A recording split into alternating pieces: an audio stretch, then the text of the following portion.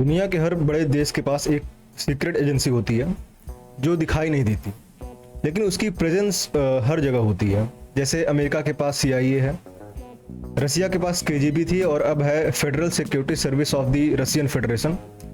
पाकिस्तान के पास ISI और Israel के पास मोसाद है। वैसे ही इंडिया की अपनी एजेंसी जिसका नाम है रॉ यानी रिसर्च एंड एनालिसिस विंग। ये एजेंसी काम तो हमेशा पर्दे के पीछे करती है, लेकिन इसका इम्पैक्ट कई बार इंटरनेशनल लेवल पर महसूस होता है। काफ़ी बार ऐसे काम किए गए हैं जिनके बारे में लोगों को बाद में ही पता चला, लेकिन उनका असर काफ़ी गहरा था। इस वीडियो में हम बात करेंगे रॉ के ओरिजिन की, क्यों बनी, कैसे बनी, कौन था इसका मास्टरमाइंड, और फिर देखेंगे इसके कुछ सबसे बड़े और इम्पैक्टफुल ऑपरेशंस एकदम क्रोनोलॉजिकल ऑर्डर में।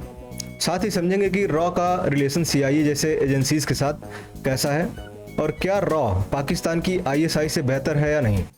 रॉ के बनने से पहले भारत की इंटेलिजेंस ब्यूरो यानी IB ही एकमात्र स्पाई एजेंसी थी जो देश के अंदर और बाहर की जानकारी इकट्ठा करने का काम करती थी।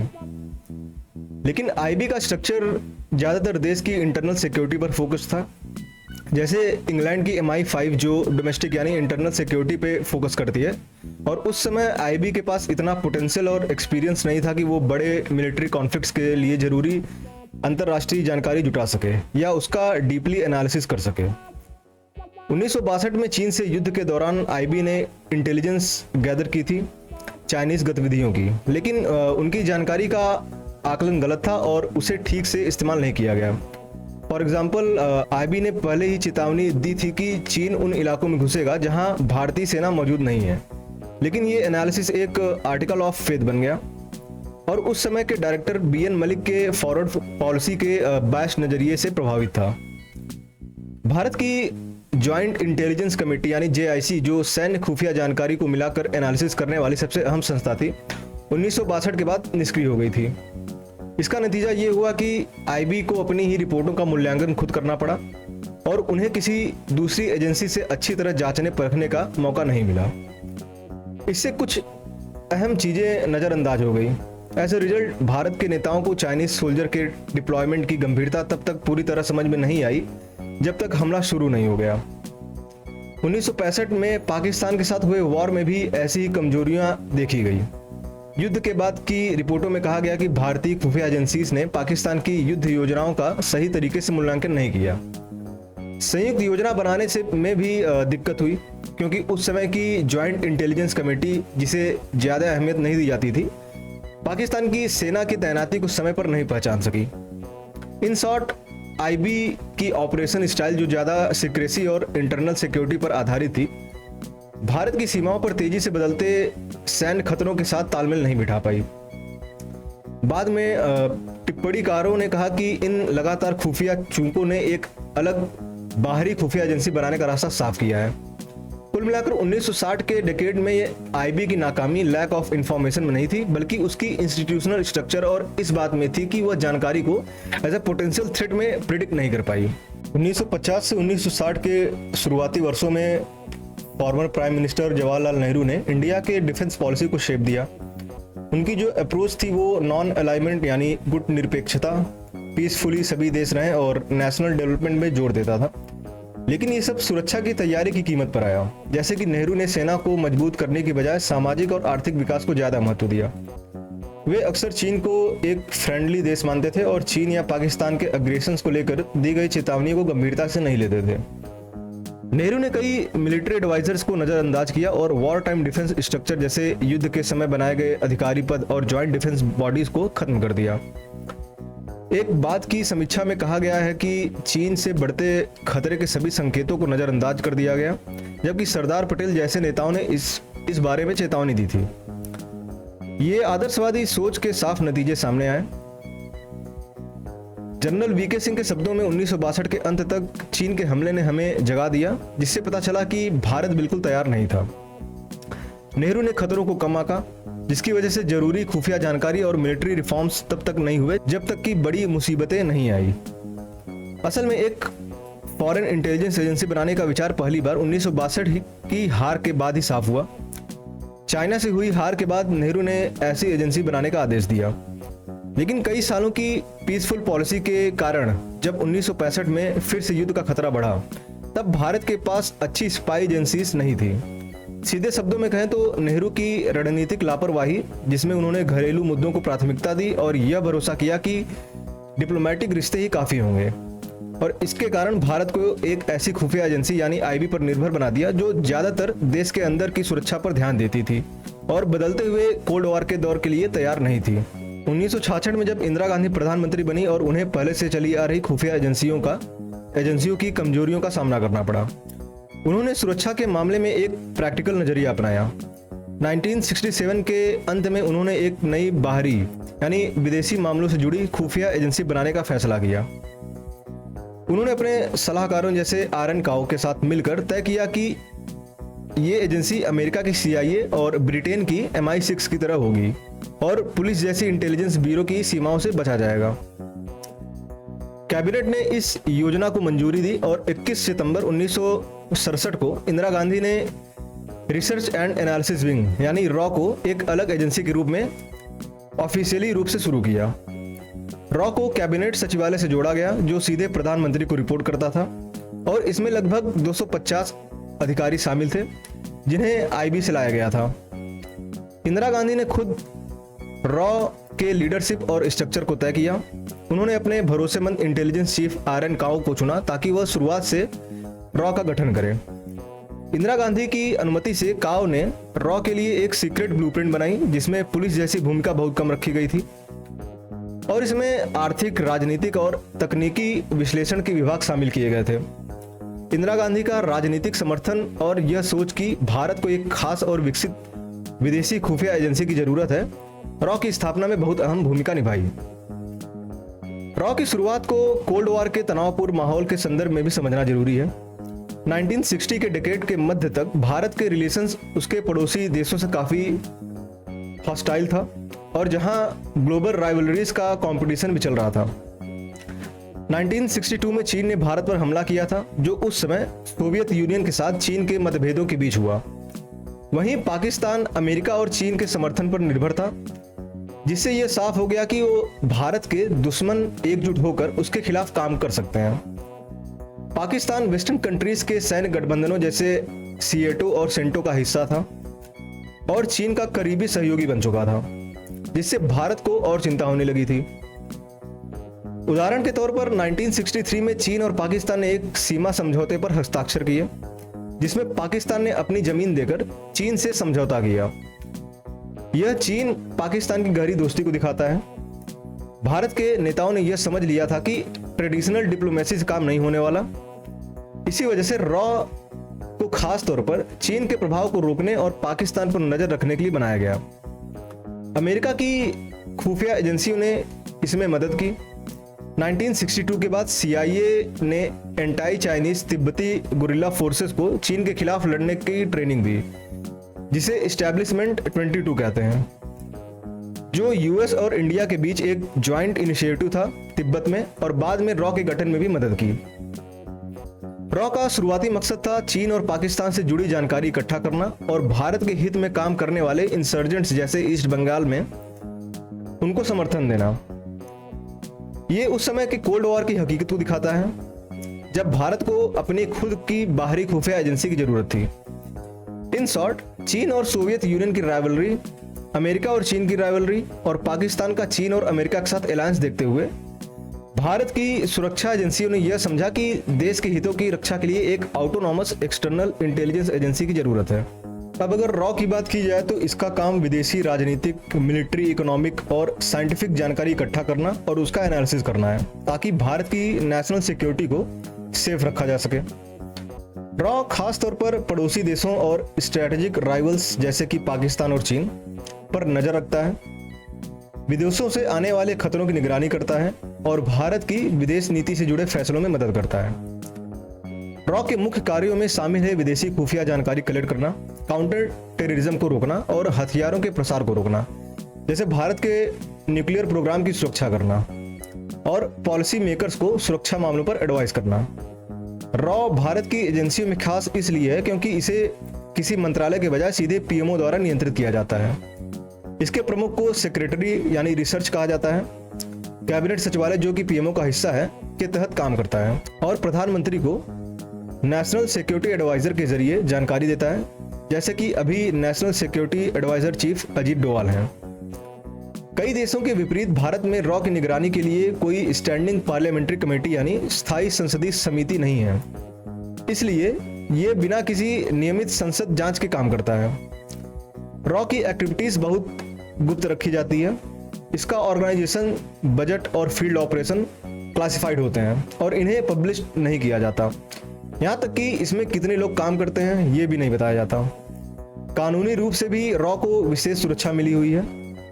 भारतीय कानून में इसे राइट टू इंफॉर्मेशन एक्ट के तहत छूट दी गई है, लेकिन अगर मामला ह्यूमन राइट वायलेशन या करप्शन से जुड़ा हुआ है तब कार्रवाई होगी। इन शॉर्ट, रॉ एक हाईली क्लैंडस्टाइन एजेंसी है जो सरकार के सीधे नियंत्रण में काम करती है और जिसकी बाहरी जांच पड़ताल बहुत कम होती है। अब बात करते हैं रॉ के कुछ बड़े मिशंस और ऑपरेशंस की। वैसे सीक्रेट एजेंसीज के जो मिशंस या ऑपरेशन होते हैं उनको प्राइवेट ही रखा जाता है, पब्लिश नहीं किया जाता। इंटरनेट पे जो जानकारी अवेलेबल है और कई अदर सोर्सेज से हम रॉ द्वारा किए गए मेजर मिशन के बारे में बात करेंगे। रॉ का सबसे पहला और इम्पोर्टेंट मिशन था बांग्लादेश का लिबरेशन। 1971 की शुरुआत में जैसे ही ऑपरेशन सर्च लाइट शुरू हुआ, इंडियन गवर्नमेंट ने तुरंत एक गुरिल्ला फोर्स बनाने और उसे ट्रेनिंग देने का फैसला किया।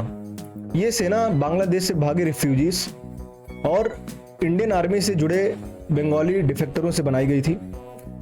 जुलाई 1971 तक करीब 10,000 से ज़्यादा जवान जो मुजीब बाहिनी नाम की एक खास यूनिट में थे, जो कि शेख मुजीबुर रहमान की पार्टी आवामी लीग के वफादार थे, उन्हें गुरिल्ला वॉरफेयर की एडवांस ट्रेनिंग दी गई थी।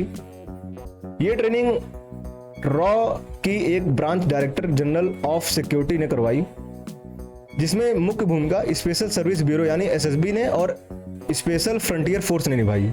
एविएशन रिसर्च सेंटर ने इन ट्रेनीज और हथियारों को छिपे हुए कैंपों तक पहुंचाने के लिए हवाई मदद की। ये secret camp West Bengal, Assam, Tripura, Nagaland और मिजोरम में बनाए गए थे। मुक्ति बाहिनी सिर्फ मुजीब बाहिनी तक सीमित नहीं थी। नवंबर 1971 तक भारत में करीब 83,000 फाइटर्स को ट्रेनिंग दी जा चुकी थी, जिनमें से लगभग 51,000 पहले ही ईस्ट पाकिस्तान, जो कि अब बांग्लादेश है, में सक्रिय थे। इन सब में से करीब 10,000 सबसे बेहतरीन ट्रेनिंग पाए हुए फाइटर्स मुजीब बाहिनी में शामिल थे, जो सीधे रॉ के गाइडेंस में काम कर रहे थे। पैरामिलिट्री तैयारी के साथ साथ रॉ की साइकोलॉजिकल वॉरफेयर ने एक ऐसी इंफॉर्मेशन कैंपेन चलाई जो इंटरनेशनली और पाकिस्तानी जनता दोनों को प्रभावित करने के लिए बनाई गई थी। जैसे भारत ने पूर्वी पाकिस्तान में हो रहे जेनोसाइड को एक्सपोज करने के लिए चित्रों वाले पैम्फलेट तैयार कराए और उन्हें फैलाने में मदद की। इसके साथ ही भारत ने अप्रैल 1971 में मुजीबनगर में बनी बांग्लादेश की एक्साइल गवर्नमेंट के रेडियो स्टेशन फ्री बांग्ला बेतार केंद्र के जरिए भी ये सच्चाई लोगों तक पहुंचाई। Secret military help, psychological operations और तुरंत मिलने वाली खुफिया जानकारी को मिलाकर रॉ ने मुक्ति बाहिनी को गुरिल्ला वॉरफेयर के लिए तैयार करने में बड़ी भूमिका निभाई। साथ ही उसने ऐसा माहौल भी बनाया जिससे भारत को तेज और सफल सक्सेस मिल सके। इन मिलाकर की गई कार्रवाइयों से न सिर्फ पाकिस्तान का नियंत्रण पूर्वी पाकिस्तान में खत्म हुआ, बल्कि दुनिया भर से बांग्लादेश की आज़ादी को सहानुभूति और मान्यता भी मिली। बांग्लादेश को लिबरेट करवाने के बाद सितंबर 1972 में prime minister Indira Gandhi Bhabha atomic research centre में पीसफुल न्यूक्लियर टेस्टिंग करने के लिए सिर्फ वर्बली आदेश दिए, यानी उन्होंने कुछ भी लिखित में नहीं कहा ताकि खबर न लीक हो सके। इस बैठक की कोई लिखित रिपोर्ट नहीं बनाई गई और सिर्फ कुछ भरोसेमंद वैज्ञानिकों जैसे राजा रमन्ना और बीडी शर्मा को ही इसकी जानकारी दी गई। ये नो पेपर ट्रेल यानी बिना कागज का सबूत वाली रणनीति रॉ की सुरक्षा का हिस्सा थी, जिससे यहां तक कि सरकार के अंदर के अफसर और विरोधी मंत्री भी आखिरी समय तक कुछ भी जान नहीं पाए। यह बम, जिसे स्माइलिंग बुद्धा कहा गया, एक एक्सप्लोजन टाइप का प्लूटोनियम बम था, लगभग 8 किलोटन ताकत वाला। इसमें करीब 6 किलो वेपन्स ग्रेड प्लूटोनियम का इस्तेमाल हुआ था, जो साइरस रिएक्टर से आया था। इसे फटने के लिए एक खास तरह का पोलोनियम बेरिलियम इनिशिएटर इस्तेमाल किया गया, जिसका कोड नाम फ्लावर था। इस बम का मूल डिजाइन अमेरिका के फैट मैन बम जैसा था, लेकिन इसमें इस्तेमाल हुए सभी हाई एक्सप्लोसिव लेंस चंडीगढ़ में बनाए गए थे और firing mechanism Bhabha atomic research centre और पुणे में बनाए गए। पूरी तरह भारत में ही तैयार किए गए थे। जुलाई 1974 में अमेरिकी खुफिया एजेंसियों ने एक रिपोर्ट में माना कि भारत के न्यूक्लियर प्रोग्राम को उन्होंने ज़्यादा अहमियत नहीं दी थी। पिछले 20 महीनों में इस पर जानकारी इकट्ठा करने और एनालिसिस करने का काम भी कम हो गया था। INR यानी state departments bureau of intelligence and research ने 1972 की शुरुआत में चेतावनी दी थी कि भारत जमीन के नीचे एटॉमिक परीक्षण कर सकता है और वो भी बिना किसी को पता चले, लेकिन वॉशिंगटन ने इस चेतावनी पर ठोस कदम नहीं उठाया। फिर 18 मई 1974 को सुबह 8:05 में उस डिवाइस को एक बंद सुरंग में नीचे उतारा गया और विस्फोट कर दिया गया। राजा रमन्ना ने प्रधानमंत्री कार्यालय को एक गुप्त संकेत भेजा, the Buddha has finally smiled. Internationally Bharat ने इसे पीसफुल एक्सप्लोजन बताया, जो जियोलॉजिकल सर्वे के लिए किया गया था। लेकिन कुछ महीने बाद ही वेस्टर्न कंट्रीज को समझ में आया कि ये एक्चुअली एक न्यूक्लियर टेस्ट था। ऑपरेशन स्माइलिंग बुद्धा की सक्सेस के बाद अमेरिका और बाकी देशों ने न्यूक्लियर तकनीक के एक्सपोर्ट पर सख्ती बढ़ा दी। इसी वजह से 1974 में न्यूक्लियर सप्लायर्स ग्रुप के दिशा निर्देश बनाए गए। अमेरिका ने इस घटना के बाद अपने इंटेलिजेंस सिस्टम का रिव्यू किया और परमाणु हथियारों के फैलाव पर नजर रखने के लिए CIA ने अपने सेंसर और सर्विलांस सिस्टम को और डेवलप्ड किया। इसके बाद भारत के न्यूक्लियर प्रोग्राम को CIA ने अपनी टॉप प्रायोरिटी में रख लिया। इसका असर ये हुआ कि 1998 में पोखरण सेकंड का परीक्षण होते ही कुछ घंटों में CIA को इसकी जानकारी मिल गई। रॉ का पोखरण ऑपरेशन एक शानदार चालबाजी का नमूना था। इसमें बेहद गोपनीय तरीके अपनाए गए, जैसे सिर्फ वर्बली आदेश देना, नकली इंतजाम करना और CIA को गुमराह करने के लिए चालाक तरीके से दिखावे करना। साथ ही अमेरिका की उस वक्त की ये सोच कि साउथ एशिया में परमाणु हथियारों को लेकर ज्यादा चिंता करने की जरूरत नहीं, इसने भी भारत की मदद की। नतीजा ये हुआ कि जब तक बम फटा नहीं, दुनिया को भनक तक नहीं लगी। यह ऑपरेशन आज भी दुनिया के खुफिया एजेंसियों के लिए एक मास्टर क्लास माना जाता है। इसी तरह रॉ द्वारा किए गए और भी मिशन हैं, जैसा कि आप इस इमेज में देख सकते हैं। और अधिक जानकारी के लिए आप इंटरनेट में बाकी मिशंस को आप डिटेल में जान सकते हैं। अब आते हैं कंपैरिजन में, रॉ वर्सेस ISI, पाकिस्तान की खुफिया एजेंसी। वैसे तो हम इन पाकिस्तानियों से बेहतर ही हैं, but we should also look into their structure, how they operate. मैं यहाँ पर जो कंपैरिजन बताऊंगा वो इंटरनेट पे मौजूद सोर्सेस द्वारा किया गया है। पहले रॉ की बात करते हैं। तो रॉ, जैसा कि मैंने बताया था, क्यों और किस लिए इसकी स्थापना की गई थी और इसके द्वारा किए गए मिशंस को भी हमने बात की, और ये भी कि रॉ सीधे प्रधानमंत्री कार्यालय को रिपोर्ट करता है और इस पर संसद की बहुत कम निगरानी होती है। 2024 तक भी पाकिस्तान में की गई रॉ की एक्स्ट्रा जुडिशियल कार्रवाइयों को आधिकारिक तौर पर कभी स्वीकार नहीं किया गया था। इसकी जानकारी सिर्फ कुछ लीक हुई रिपोर्टों और भारत के रक्षा मंत्री की एक हल्की सी टिप्पणी से ही सामने आई थी। रॉ की शुरुआत से ही उसे CIA से ट्रेनिंग और तकनीकी मदद मिलती रही, पहले चीन के बढ़ते असर को रोकने के लिए और बाद में आतंकवाद के खिलाफ काम करने के लिए। 1970 के डेकेड की शुरुआत में रॉ ने इजराइल की खुफिया एजेंसी मोसाद के साथ सीक्रेटली पार्टनरशिप की, जिससे रॉ की मिडिल ईस्ट और ईरान में जासूसी नेटवर्क मजबूत हुआ और दोनों एजेंसियों ने मिलकर आतंकवाद और तोड़फोड़ जैसी कार्रवाइयों को अंजाम देने लगी। अब अगर ISI की बात करें तो 1948 में बनी, पाकिस्तान सेना के कंट्रोल में काम करती है। इसका काम विदेशी जासूसी करना है, खासकर भारत और अफगानिस्तान में। इसके अलावा ये देश के अंदर खुफिया निगरानी भी करती है, जैसे राजनीतिक विरोधियों पर नजर रखना और सेक्टेरियन गुटों को कंट्रोल करना।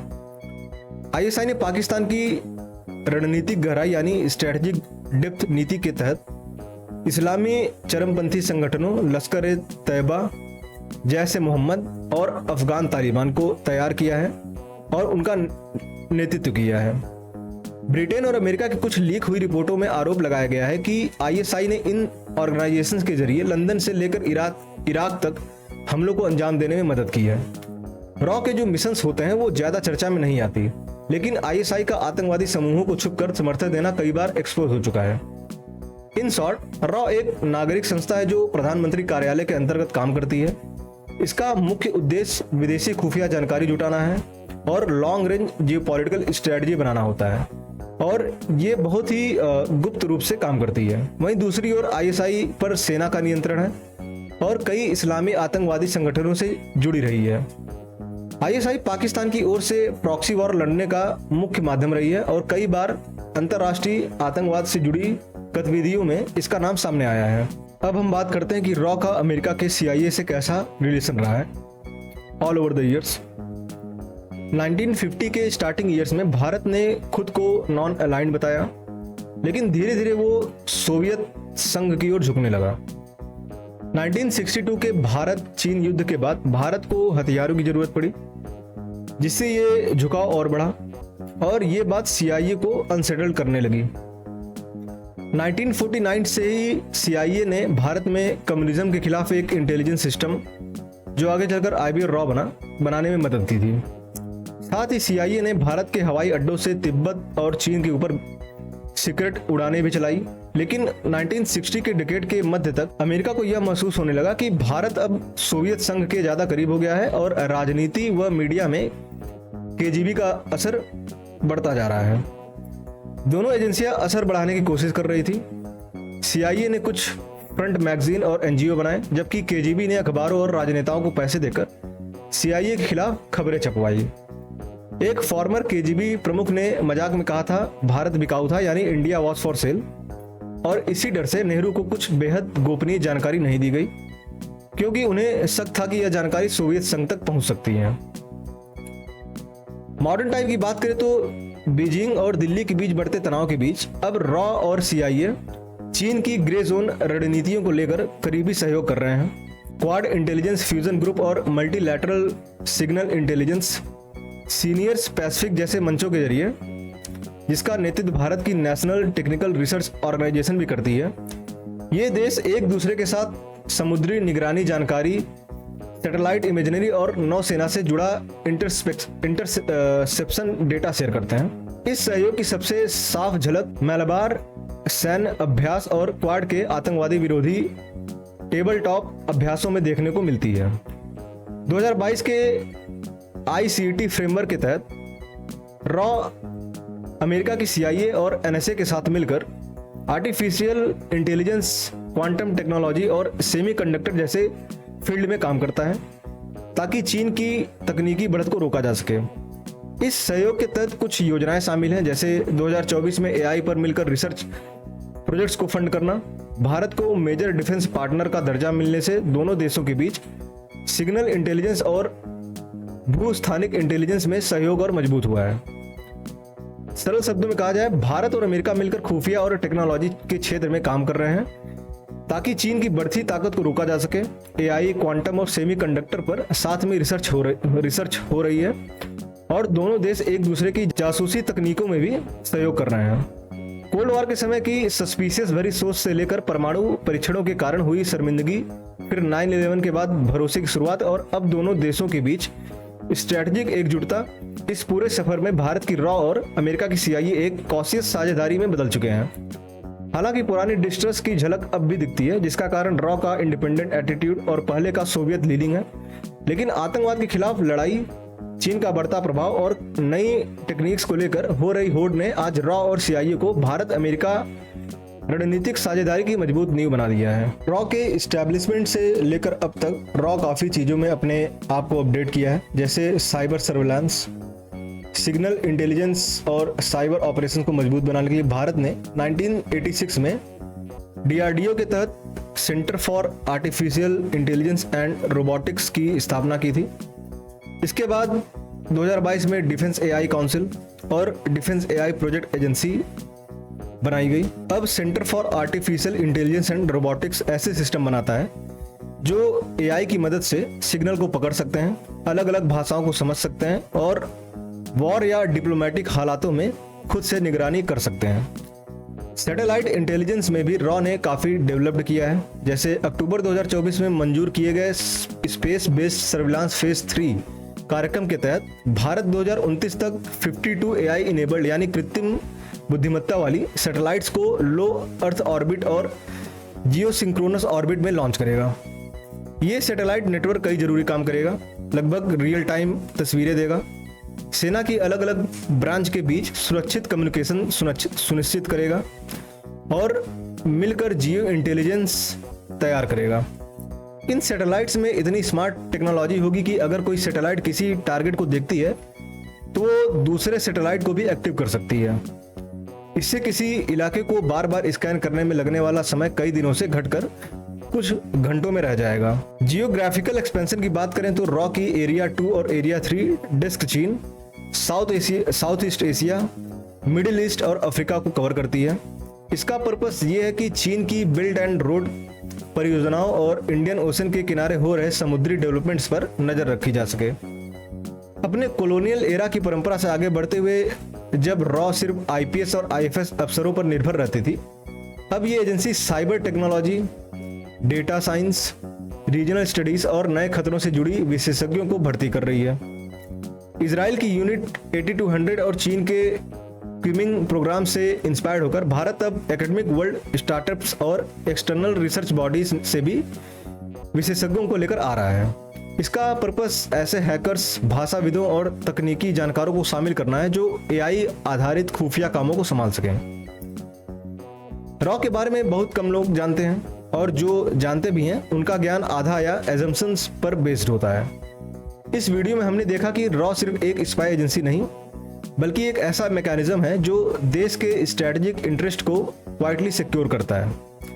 रॉ की कहानी सिर्फ ऑपरेशंस की नहीं बल्कि एक साइलेंट कमिटमेंट की भी है, जिसमें ना हेडलाइंस मिलती हैं ना एप्रिसिएशन।